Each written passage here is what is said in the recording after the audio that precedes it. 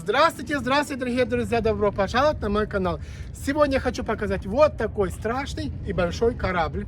Это корабль, который носит на себе авиацию, и он участвовал в Второй мировой войне, потом он участвовал в Вьетнамской войне, и по 70-й год он просто стоял где-то в запасе. А потом уже после 70-го года они решили где-то в 2000-х годах сделать из этого корабля музей. Сюда можно просто приходить и просто гулять. И чтобы зайти в этот музей, стоит только $20 вход. Но сегодня я хочу показать вокруг и около. Я зайду на ту сторону, на эту сторону. Очень интересно. Посмотрите, какой большой корабль. И дядька хороший сказал, что он не покажет. Сейчас пойдем смотреть. Давайте, друзья, идем смотреть внутри корабля.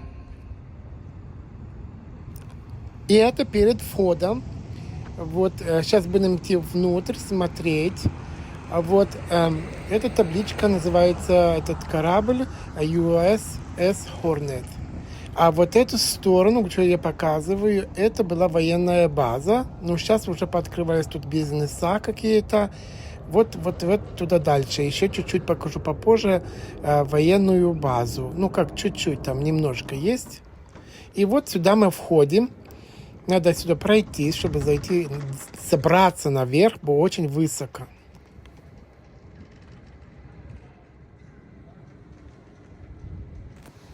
И как вы видите, это уже действующий корабль, который стоит рядом.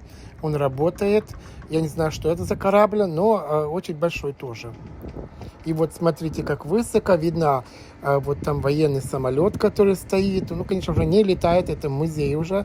Но очень интересно. Сейчас пойдем внутрь. Мы гуляли там, очень интересно.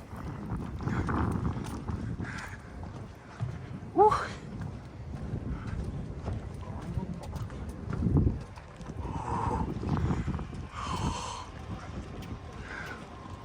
И очень страшно подниматься, потому что высоко. Надо ступеньками выбираться на нижний этаж. И вот мы внутри.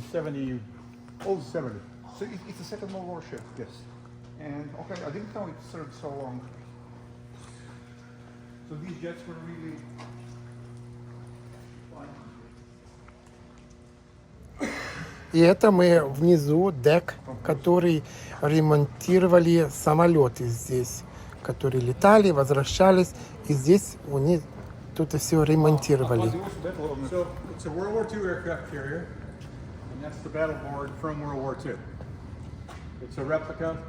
The actual one is kind of powder blue, and it's actually at the Naval Aviation Museum in Pensacola. So that's a replica. I do believe it has the finest battle record of any ship in history, but we don't have all the awards. The Enterprise got all the awards, but they didn't save Enterprise, they saved us. So each one of those red flags with the starburst is an Imperial Japanese aircraft that either got shot down or was destroyed on the ground. 668, that's a whole mess of airplane. And all the different strikes that we did, some of the ships that we helped destroy. Pretty impressive. Well, that's how you number them. The highest deck we can go on to above the flight deck is the primary flight control. That's where the tower is, where the airbox is and stuff. So, there's a lot to see when you come here. You're not going to do it in one day. Yes, yes. You know, this is the hangar deck. The second deck right underneath us. You can tour the flight deck. On the weekends, you can get a paid tour down to the engine room. You get a paid tour. We have to do this. We have to come back and we have to do this. Yeah, you got to go up to the bridge. You got to go up to primary flight control. И он сказал, это карта, которая реплика. Все японские самолеты, которые были сбитые, он все показал. И он сказал, что всегда, когда приходим сюда в обычные дни, которые открытые, сегодня не открытые, просто там так показывает, то тут много чего можно увидеть. За целый день тут не обойти. Так он сказал.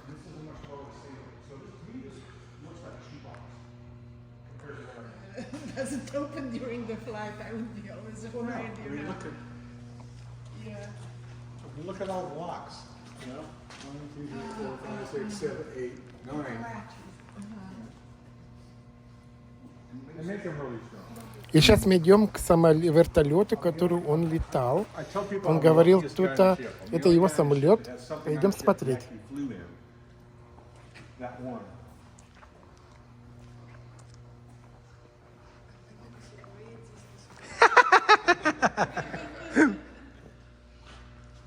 Really? Take a pictures. Oh, wow, that many pieces. Okay. Well, you have to separate what this did in the Navy versus what it did In the movie. versus what it represents. Okay. It flew here in Alameda, 90 to 93, which is where I got my flight time. And it flew in San Diego when the squadron moved. When I reaffiliated with the squadron, I saw it in the hangar right after it was in the movie Apollo 13. That's the only reason it's here. I knew where it was.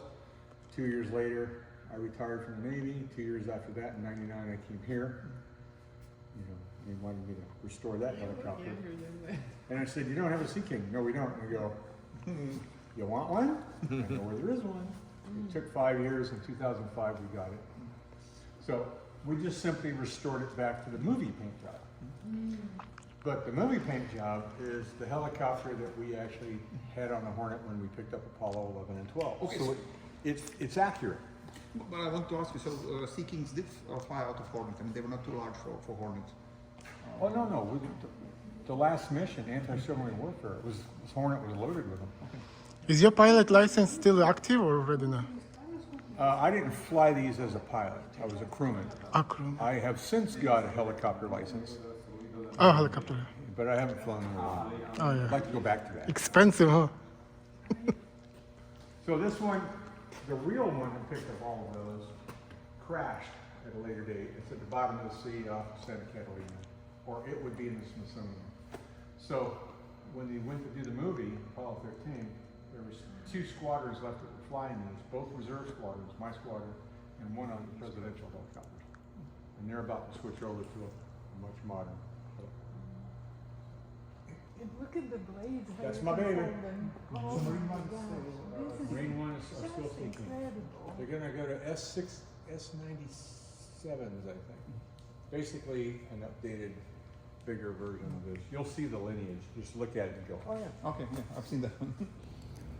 И он сказал, что это был его самолет, вертолет, вернее, который он летал здесь, в Аламеде, в 1993 году. И тоже летал в Сан-Диего, Калифорния. И он летал как помощник борта. Вот это очень интересно было. And before I flew in helicopters, I was a plane captain on that airplane right there. Love that airplane.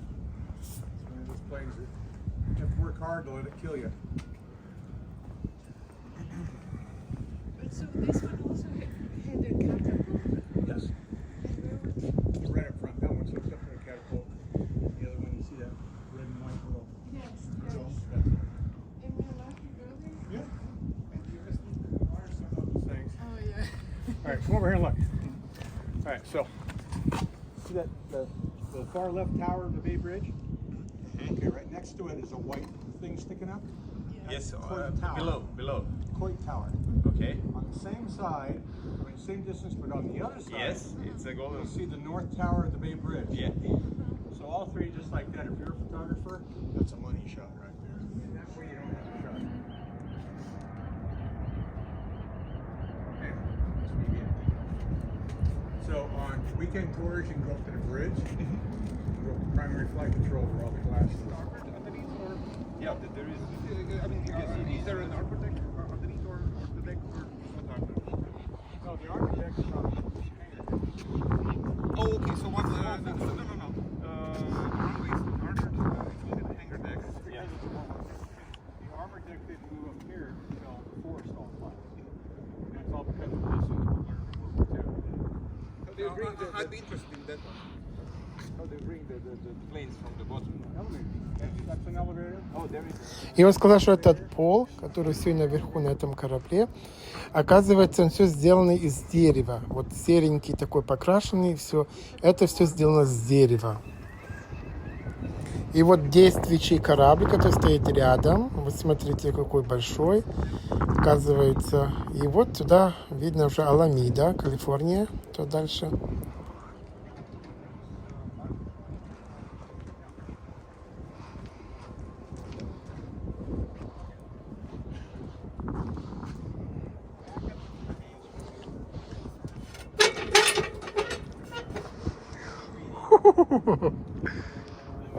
Как страшно ходить возле таких больших самолетов. Очень чувствую себя как-то, страшно. It's agreed to limit battleship production to a certain amount so nobody gets ahead of everybody else. So they took some of those cruiser hulls and made aircraft carriers out of them. Saratoga, the early stuff. So when you see CVA, CVS, the C stands for. So then they built stuff on top. И здесь на корабле может вместиться где-то этих бомбоносителей самолетов, где-то 100, может и больше. Я был в прошлый раз, то они говорили, что где-то 100 больших самолетов спокойно садится сюда наверху этого самолета, корабля. И вот смотришь на этот самолет, и он оказывается такой маленький. Смотрите, какая большая площадь, столько может садиться туда самолетов.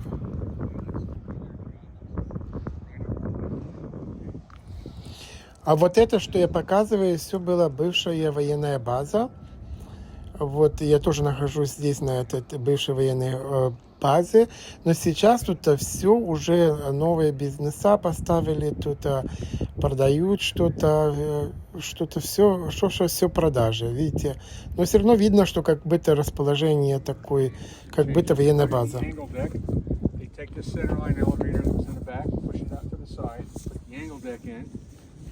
See all these modifications that this thing, they took all these lessons of all these modifications from the 30s, 40s, and 50s.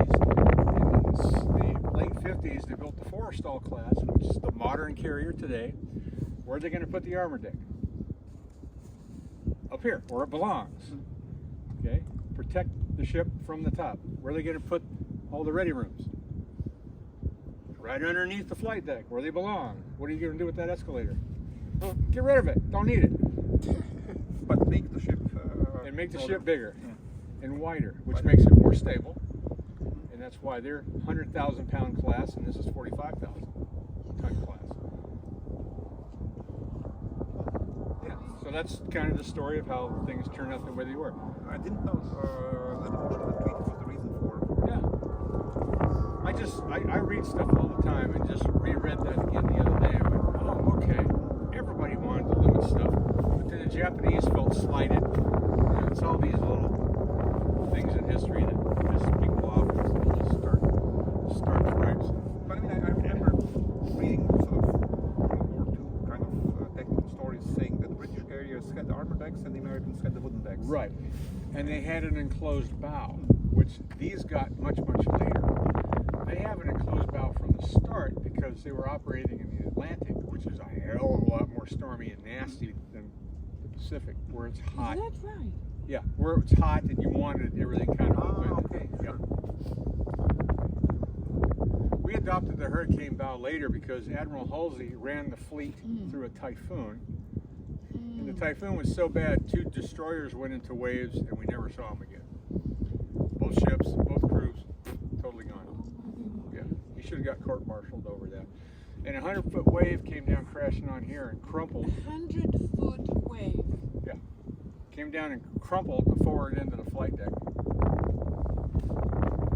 And we had to operate this in reverse to launch planes off. There's another big story there.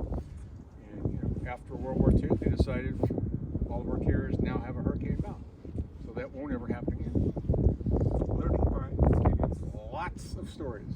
So, Thanks so much. yes. Here, No. 14 months. 14 months. I know that the Brits made the 1 year. И он сказал, что этот корабль был построен всего за 14 месяцев. Говорил, что очень много было народа, работали над этим кораблем. We're gonna try it again. And if it breaks, you better have enough power to keep going. About 5 years ago, they had maybe more than that. They had an E2 Hawkeye turboprop plane come down, hit the deck, broke the cable, kept going, went over the side of the ship, and everybody thought they're dead. 5 seconds later, you know, pucker factor like that. But I don't know how they did it, but that pilot was good. He barely got out of it. How do you do this job? Do you have a PTSD after that? How can you manage this amount of stress? You got to be an A-type. You know, walking. There's guys that just think they're invincible from the start, and that's just the personality type. I'm somewhere in the middle. You know, when you go down to one of the ready rooms, we have the status board of the pilots from VS-37, I think it was, and these guys will come in and land. And if that wasn't good enough, just you know, they're always searching for perfection. So they're graded to see who's the top pilot. Me, I would say I'm back, I'm alive. I don't care what grade I got. I'm sucking air. I get to eat food and sleep tonight. You know, that's good enough for me. But some guys these are the football heroes that are flying these things. And good for that, because in combat, that's who you want in that airplane. Somebody that's not going to give up. Amazing stuff. И он рассказывал, как военные самолеты садились сверху на корабль, и как они там тросы рвались, и как они там спадали. Но он рассказывал очень интересно, что как они там прям выживали на такой скорости и так дальше. Садились, как там падали и так дальше. И он сказал, что эти ребята, которые просто герои.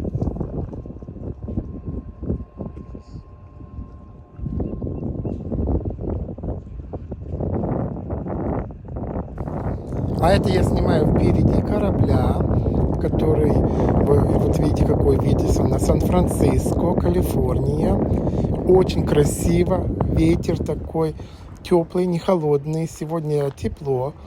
Вот, очень красиво посмотреть вот этот корабль впереди, как он выглядит. Очень интересно. И, друзья, я буду заканчивать мое видео на этом. Хочу вам сказать и поблагодарить всех, кто меня смотрел до самого конца. Пожалуйста, не забывайте подписываться на мой канал, чтобы вы не пропускали мои самые-самые хорошие видео. И вы помните, что вы у меня самые наилучшие. До свидания, пока-пока.